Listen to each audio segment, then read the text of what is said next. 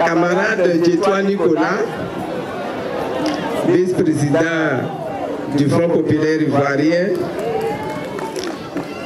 vous tous, camarades membres de la direction du Front populaire ivoirien, camarades responsables locaux du FPI, messieurs les membres de la délégation du PDCI, honorables chefs traditionnels, honorables chefs de communauté, vénérés responsables religieux, camarades militants, camarades militantes, vous tous, parents, amis, frères, sœurs de la Fédération de Gogoué-Saïbo, population de la sous-préfecture des Aïpo. Nous voulons commencer par vous dire merci. Merci pour votre accueil. Merci pour la chaleur humaine que vous avez été capable de manifester ici. Merci surtout pour la fidélité que vous avez manifestée au Front populaire ivoirien et au président Laurent Gbagbo. Je voudrais remercier les autorités administratives. Le sous-préfet a fait le déplacement depuis Daloa pour venir ici nous accueillir. C'est une grande marque d'amitié et de considération. Merci à lui, merci aux forces de police, de gendarmerie qui ont été mises à notre disposition et qui n'ont pas manqué de faire leur travail depuis que je tourne dans le Haut-Sassandra.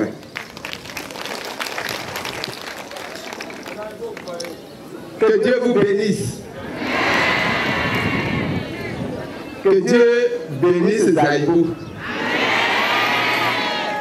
Que Dieu bénisse la Côte d'Ivoire.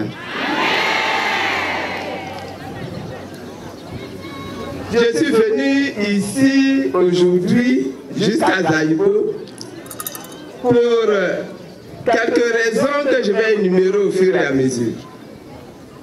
La première raison, c'est que quand je suis sorti de l'école de gendarmerie le 8 août 2018, j'ai reçu la visite des populations de toute la Côte d'Ivoire.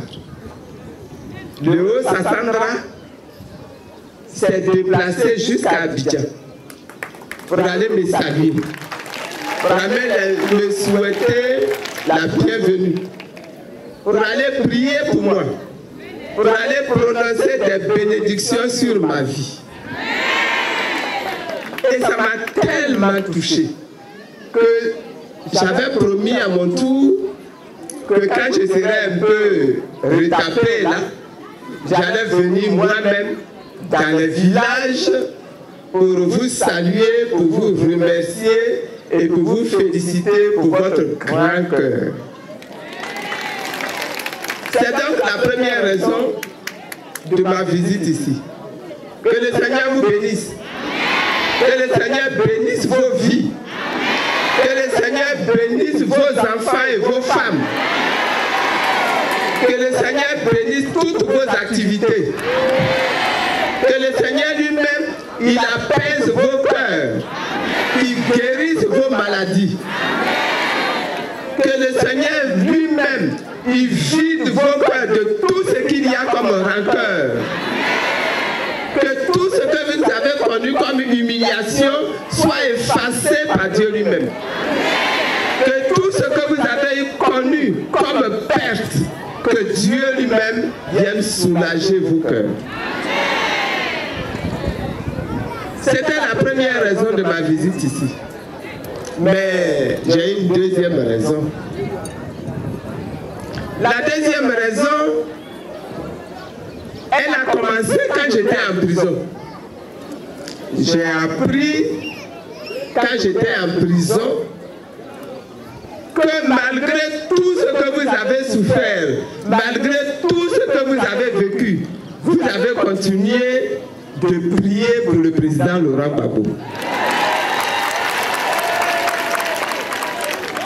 Et lui-même l'a appris là-bas. Et ensemble, nous avons mêlé nos prières. Et nous avons dit qu'en Côte d'Ivoire, là, il se passe quelque chose de spécial avec Dieu lui-même. Nous avons souffert, c'est vrai. Mais Dieu est resté à nos côtés. Il a veillé sur nous. Il y en a qui l'ont laissé partir. Ils sont morts aujourd'hui. Mais la plupart des Ivoiriens sont restés vivants. Et ils sont restés debout. Nous-mêmes, nous étions sous les bombes. Mais malgré les bombes là, nous n'avons pas perdu la vie.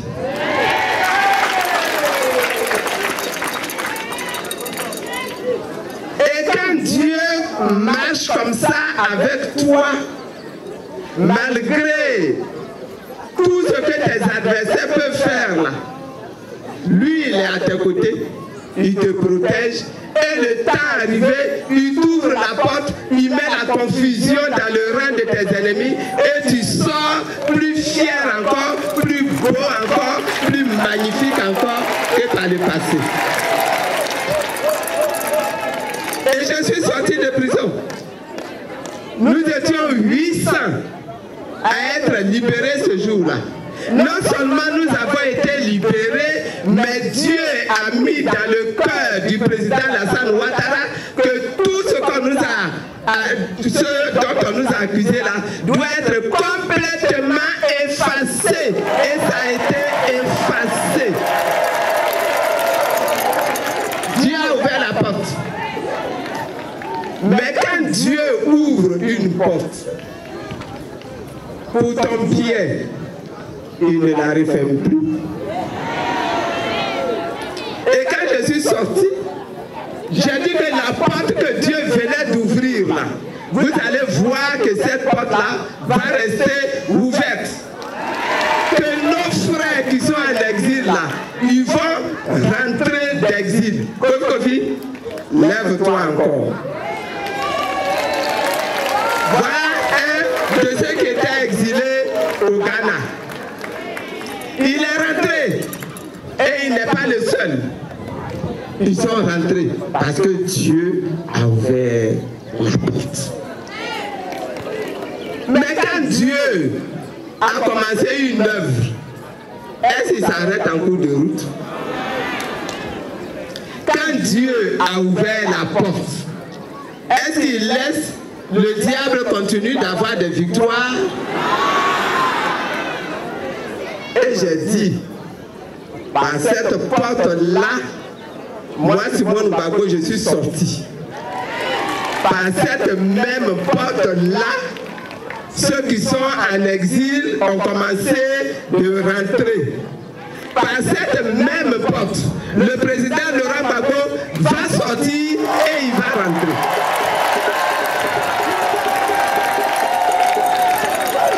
Ça n'a pas duré. Ça n'a pas duré.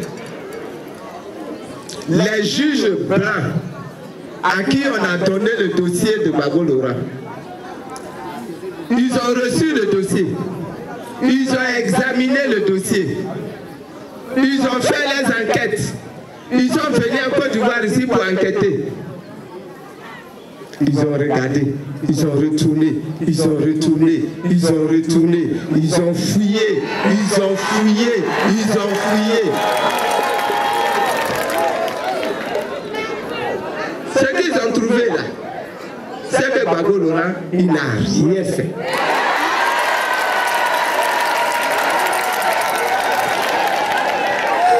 Ce n'est pas Gbagbo Laurent qui a amené la guerre en Côte d'Ivoire.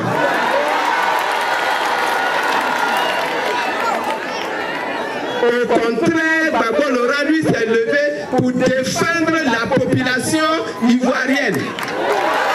Voilà ce qui s'est passé là-bas. Ils ont écouté les témoins de Côte d'Ivoire. On a fait partie plus de 130 témoins. Quand les témoins ont commencé à parler, ils ont commencé à dire oh Kabako, Abetiana, Abetiana, Koni Betiana, Koni Betiana, Abetiana, Abetiana, Abetiana, Anyangamina, Anyangamina, Anyangamina, Anyangamina.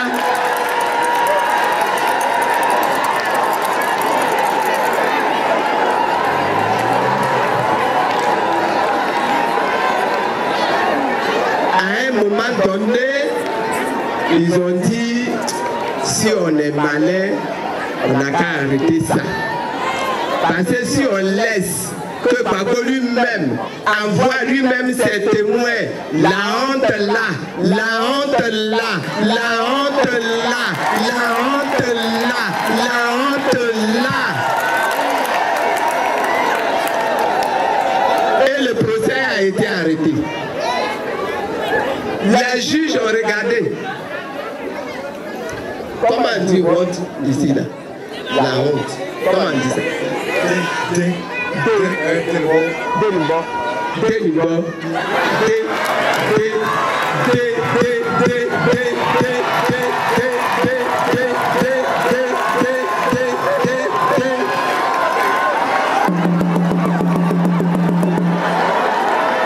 Ils ont dit la honte là, ça peut tuer. Hein?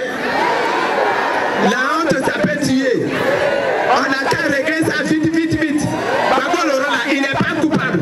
Sortez-le, il n'a qu'à quitter la haie, il n'a qu'à quitter la haie, il n'a qu'à quitter la haie. Et ils ont sorti Gbagbo Laurent de la haie. Ils ont sorti Blé Goudé de la haie.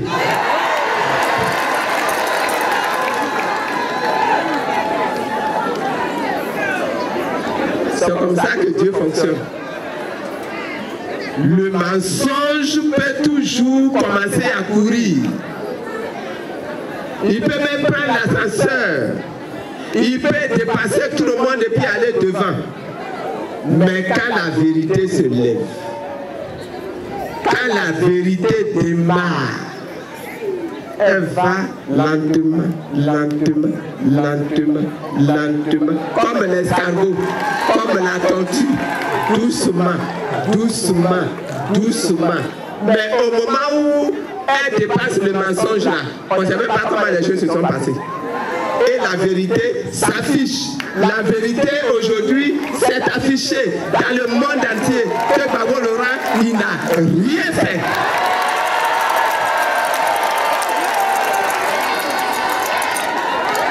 Il est sorti aujourd'hui, il est à Bruxelles. Il est pris en prison.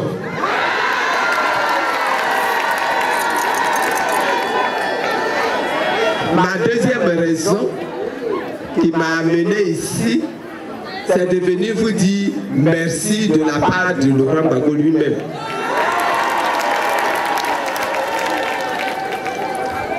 Ce sont nos prières, ce sont vos prières, c'est votre fidélité, c'est votre amour pour la Côte d'Ivoire, c'est votre amour pour la vérité. C'est ça qui a fait qu'aujourd'hui, la vérité est proclamée partout dans le monde entier. Merci. Et Yako pour tout ce que vous avez souffert. C'était ma deuxième raison. C'était de vous dire merci au nom du président Laurent Gbagbo. Mais j'ai une troisième raison. La troisième raison, c'est que Gbagbo Laurent, il est assis là-bas, mais il entend ce qui se dit ici. Il est assis là-bas, mais il écoute ce qui se dit ici. Il est assis là-bas, mais il voit ce qui se fait ici. Et il a compris que dans le temps de Dieu, là, parce que c'est le temps là, c'est Dieu qui gère le temps. Mais dans le temps de Dieu là, aujourd'hui, c'est le temps de la paix qui est arrivé. Aujourd'hui, c'est le temps de la réconciliation qui est arrivé. Il y a eu le temps de la guerre en Côte d'Ivoire. C'était un vilain temps. Un temps des méchants. Un temps des sorciers. Un temps des mécréants qui ne craignent pas Dieu. Mais le temps de la paix, le temps de la réconciliation est arrivé maintenant.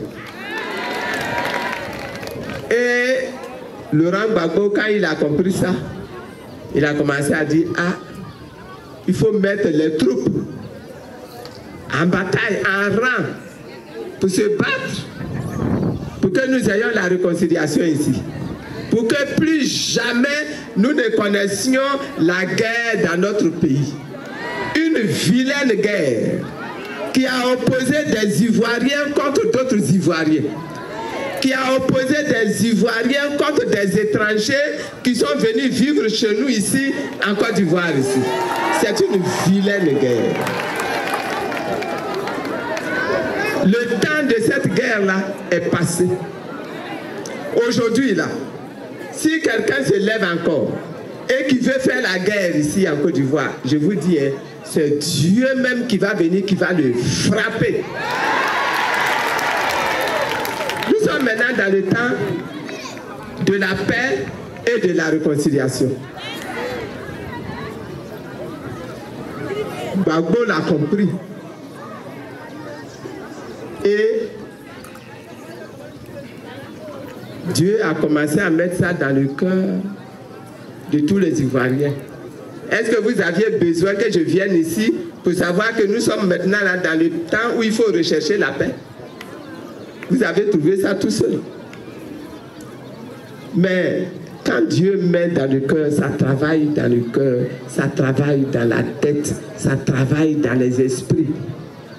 Et un matin, on est là, on entend que le président Bédié a pris son avion, il est parti trouver Gbagbo Laurent à Bruxelles là-bas. Wow.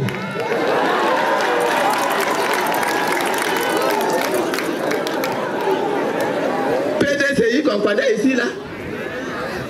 Le PDCI qu'on connaît ici là. Le président Bédié qu'on connaît ici là. Il s'est levé aujourd'hui pour aller parler avec Gbagbo. Et Gbagbo Laurent qu'on connaît ici là. Gbagbo Laurent a accepté de recevoir M. Henri Konan Bédié à Bruxelles pour parler avec lui de la paix et de la réconciliation en Côte d'Ivoire. Ah!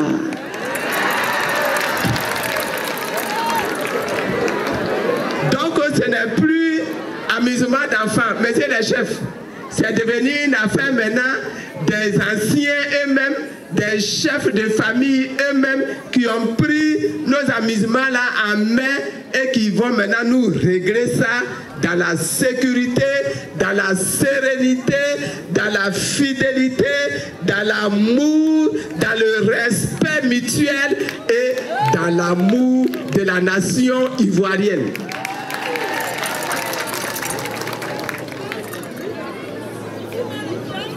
Celui qui croit que les FPI et le PDCI sont maintenant devenus un même parti qui vont se mettre ensemble, créer les mêmes comités de base à Zaïbo ici, c'est qu'il n'a pas encore compris le débat. Hein.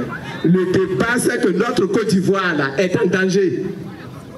Le débat, c'est que notre Côte d'Ivoire là, si nous ne faisons pas attention, si nous ne nous réconcilions pas, si nous ne pardonnons pas à nos adversaires de demain, notre pays là, ça va nous échapper. Notre pays là va nous échapper. Un matin, on va se lever, on est Niaboua, mais on n'a plus de terre ici.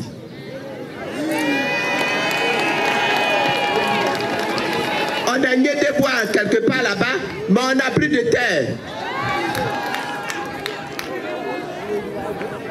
On est Sofia, mais on n'a plus de terre.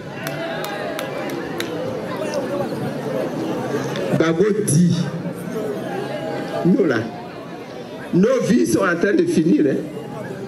Moi qui vous parle là, j'ai déjà dépassé 70 ans. Il me reste combien d'années encore à vivre? Mais, devant là, les enfants que j'ai mis au monde, les petits-enfants que mes enfants m'ont donnés, quand je ne serai plus là, ils vont vivre où? Ils vont vivre où? Comment dire? Douaketidia.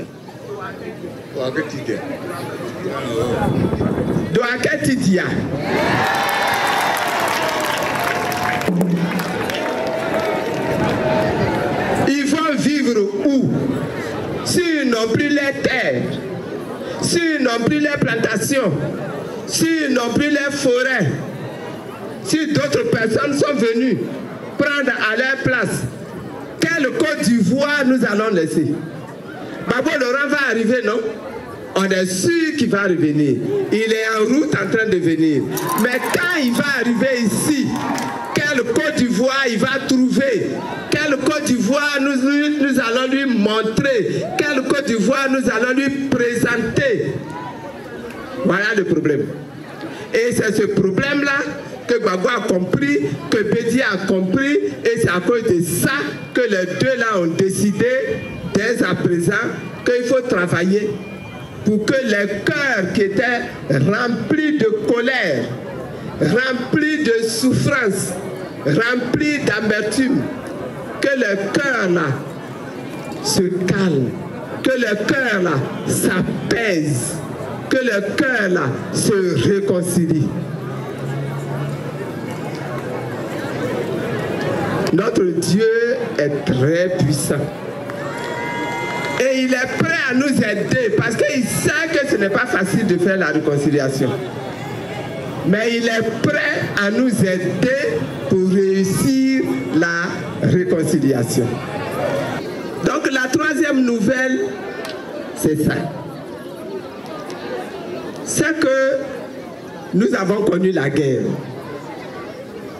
Mais aujourd'hui, là, nous avons pour nous-mêmes, pour nos enfants, pour nos petits-enfants, pour que cette Côte d'Ivoire, qui est une grande nation, qui a beaucoup de potentialités, cette Côte d'Ivoire-là, nous puissions la récupérer, pour la repositionner, pour que nous entrions dans l'ère de la nouvelle Côte d'Ivoire, qui sera une Côte d'Ivoire en paix, une Côte d'Ivoire réconciliée. Pour que ça puisse se faire, il faut que dès aujourd'hui, nous nous levions, que nous travaillions sur nos cœurs, que nous acceptions d'entrer dans le processus de la réconciliation. C'était la troisième raison. J'ai une dernière raison. Ma dernière raison, c'est que nous voyons le pays, comment il est là, aujourd'hui. Et nous sentons tous en nous le besoin de nous réintéresser de la gestion politique de notre pays là. Il faut que nous reprenions en main la gestion politique de la Côte d'Ivoire. Tel que le président Gbagbo nous l'avait décrit, la vision qu'il avait, le projet qu'il avait. Il faut que nous puissions reprendre ça en main. À cause de ça, il est important que désormais le Front populaire ivoirien retourne aux élections et que nous participions aux élections. Alors Alors je suis venu vous annoncer qu'à partir de maintenant, là, le Front populaire ivoirien repart pour faire les élections. Donc, nous aurons des candidats. Nous aurons notre candidat au présidentiel. Nous aurons nos candidats aux législatives. Nous aurons nos candidats aux municipales. C'est pour ça que depuis, vous avez entendu et vous entendez que déjà au niveau d'Abidjan, les discussions et les confrontations ont commencé pour que nous ayons des textes et des organes qui soient propres. Pour que quand on va avoir les élections là, on n'ait plus les problèmes que nous avons connus en 2010. En 2010, on nous a imposé des textes, une CEI qui n'était pas du tout une bonne CEI, et ça a amené ce que nous connaissons. Nous disons, la CEI là, elle doit être réformée. Bon, ceux qui ne veulent pas là ont couru déjà devant. Et ils ont fait quelques petites modifications. Et ils ont voté une nouvelle loi de la CEI à l'Assemblée nationale, au Sénat, et la loi même a été déjà promulguée par le chef de l'État. Mais nous disons, le texte là, qui a été voté là, de la CEI là, ce n'est pas un bon texte.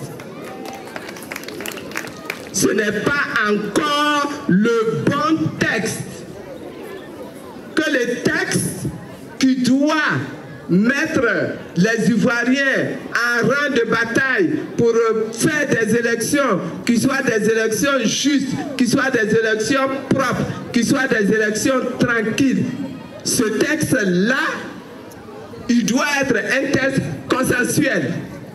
Ce texte qu'on a là, ce n'est pas un texte consensuel. Donc il faut retourner au travail. Il faut revoir ce texte-là. Et nous appelons aux discussions et au dialogue tous ceux qui sont concernés, qui se sentent concernés par les élections en Côte d'Ivoire. Eux tous. Nous devons réformer les textes qui organisent les élections. Mais nous devons réformer le listing électoral pour que tous ceux qui ont le droit de vote puissent être inscrits sur les listes. Et que tous ceux qui n'ont pas le droit de vote puissent être sortis des listes. Nous devons revoir le découpage électoral. Parce qu'en Côte d'Ivoire, nous sommes tous égaux. Tu es Malinqueux, tu es Ivoirien. Tu es Sénoufo, tu es Ivoirien. Tu es Agni, tu es Ivoirien. Tu es Bété, tu es Ivoirien. Tu es Gouro, tu es Ivoirien. Tu es Baoulé, tu es Ivoirien. Et je ne vais pas citer toutes les ethnies, il y en a 60. Il y a même des étrangers qui sont venus vivre avec nous, qui ont aimé notre pays, qui sont restés dans notre pays, qui veulent rester dans notre pays. Au bout de plusieurs années de vie, on leur donne le droit, s'ils le demandent, de devenir ivoiriens. Et il y en a beaucoup qui ont fait la demande et qui sont devenus ivoiriens. Ceux-là, ils ont le droit de vote et ils doivent être sur les listes. Mais en dehors de cela, toi qui es venu, tu aimes notre pays, d'accord? Notre population te plaît, d'accord? Notre café, notre cacao te plaisent, d'accord? Notre or même te plaît, d'accord? Mais tu n'as pas la nationalité ivoirienne, donc tu ne dois pas venir te mettre sur les listes.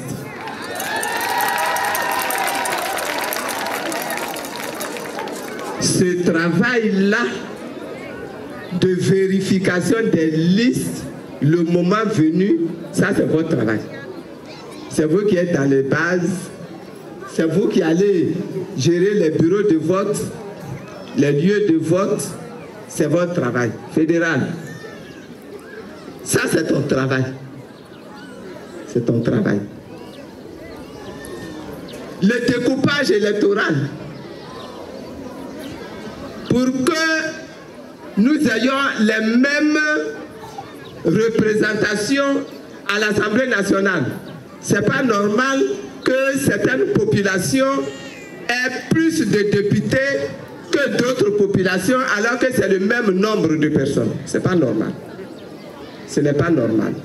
Donc le découpage électoral même là, il doit être refait pour que nous ayons des élections apaisées, des élections justes, des élections, comment je peux dire ça, équitables, des élections transparentes. C'est donc un travail qui doit être fait. Si on s'en va aux élections, ce n'est pas pour accompagner les autres, ou bien si on va aux élections ici à Zaïbo, ce n'est pas pour accompagner les autres, c'est pour gagner les élections. Chaque parti qui présente des candidats, son espoir, c'est de gagner les élections. Si le PDCI présente un candidat ici, son rêve, ça va être de gagner les élections ici. Si le FPI présente un candidat ici, son rêve, c'est de gagner les élections. Si le RHDP présente des candidats ici, son rêve, ce sera aussi de gagner les élections. C'est pour ça que c'est important, quand on mène ce débat-là, entre parents, entre frères de la même région, du même pays, de la même nation, c'est important qu'on travaille sur les mêmes bases, avec les mêmes textes qui respectent les droits et les intérêts de chacun. À partir de ce moment-là, il n'y a plus de palabres. Pourquoi chez les Blancs là-bas, il y a des élections et puis il n'y a pas de palabres? Vous croyez qu'ils sont plus intelligents que nous? Vous croyez qu'ils sont plus riches que nous? S'ils étaient plus riches que nous, ils ne seraient pas ici sur nos terres en train d'essayer de ramasser nos affaires pour partir. Mais c'est parce que là-bas, là, ils se sont assis. Ils ont discuté ensemble. Gouvernement, opposition, association des droits de l'homme, etc. Et puis ils ont écrit ensemble les textes. Et une fois que les textes sont écrits ensemble, chacun qui se lève respecte les textes. À partir de ce moment-là, il ne peut pas avoir de palabres. Il ne peut pas avoir de palabres. Et où si les palabres se lèvent, il y a des voies pour régler les palabres. Ça n'aboutit jamais ni aux machettes, ni aux kalachnikov pour régler les problèmes. Que Dieu nous bénisse. Hein? Que Dieu bénisse notre pays. Que Dieu mette la sagesse dans le cœur de tous les Ivoiriens. Que Dieu mette le désir de paix dans le cœur de tous les Ivoiriens. Que Dieu mette le désir de réconciliation dans le cœur de tous les Ivoiriens. Et que nous puissions avoir des élections justes, des élections propres, des élections transparentes. Et que la paix que je vous donne ici, que la paix que je vous donne ici à Zaïbo, que cette paix se répande dans vos vies, que cette paix se répande dans vos cœurs, que cette paix se répande dans vos foyers, dans vos familles. Et que nous nous répartions également avec la paix pour nos enfants, pour nos petits-enfants, pour nos familles, pour toutes nos régions. Messieurs les chefs, messieurs les amis du PDCI, messieurs les responsables du Front populaire ivoirien, je suis venu j'ai semé des graines. Ce que je dis là, c'est ce qu'on appelle la semence. C'est la semence de la paix, la semence de la réconciliation. À vous maintenant d'arroser la semence. Vous êtes des cultivateurs, des planteurs. Vous savez que quand tu as semé tes grains de riz là, tu attends l'eau. Que Dieu apporte l'eau. Et que Dieu vous transforme en porteur d'eau pour arroser les semences de paix et de réconciliation que j'ai répandues ici. Et que ces semences-là germent. Que ces semences-là poussent. Que ces semences-là grandissent. Que ces semences-là portent du fruit pour vous-même ici à Zaïbo et pour toute la Côte d'Ivoire, pour toute la nation ivoirienne. Je vous remercie.